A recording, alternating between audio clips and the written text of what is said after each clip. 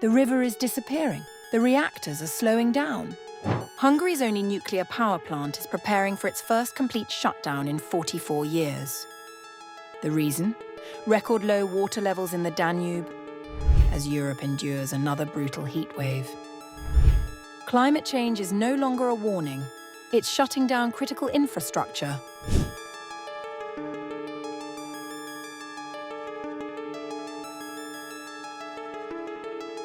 Hungary is facing an unprecedented energy emergency after record low water levels in the Danube River forced the country's only nuclear power plant towards its first complete shutdown in 44 years, as an intense new heat wave threatens to push temperatures close to 40 degrees Celsius.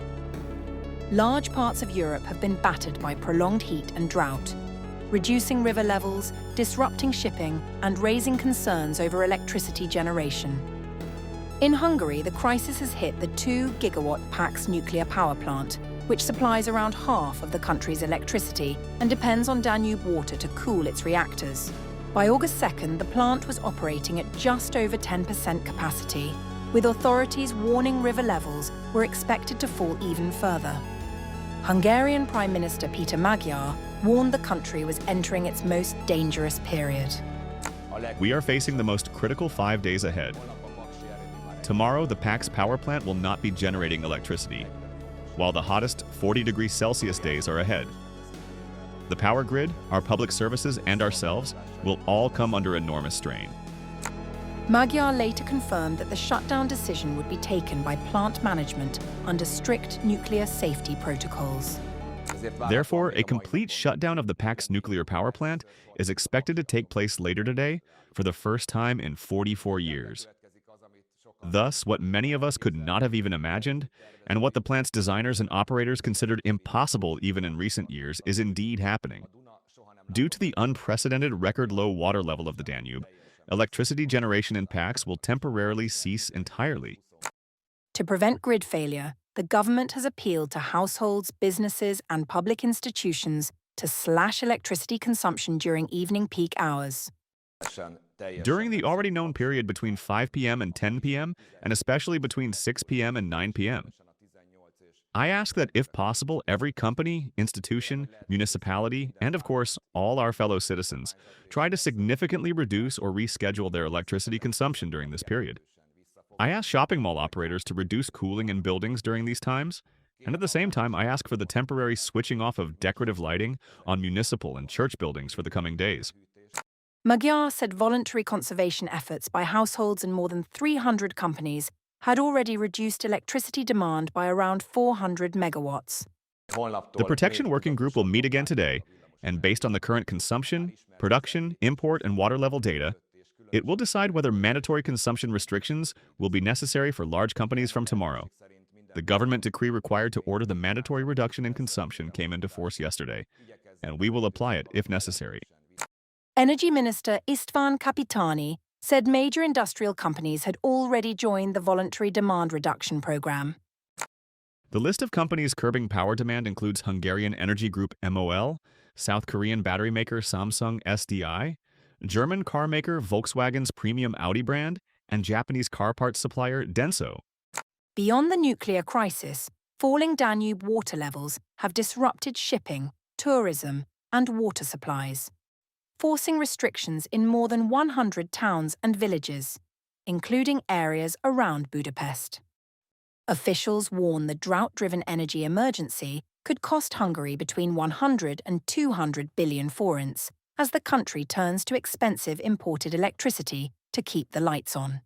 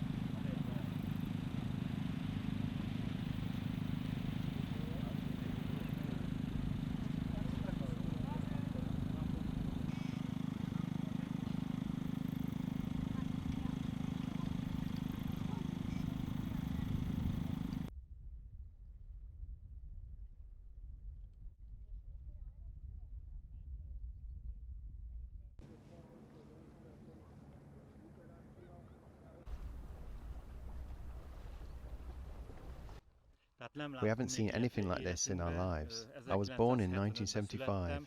We haven't seen such a low water state yet. And that's why we came to see it with our own eyes.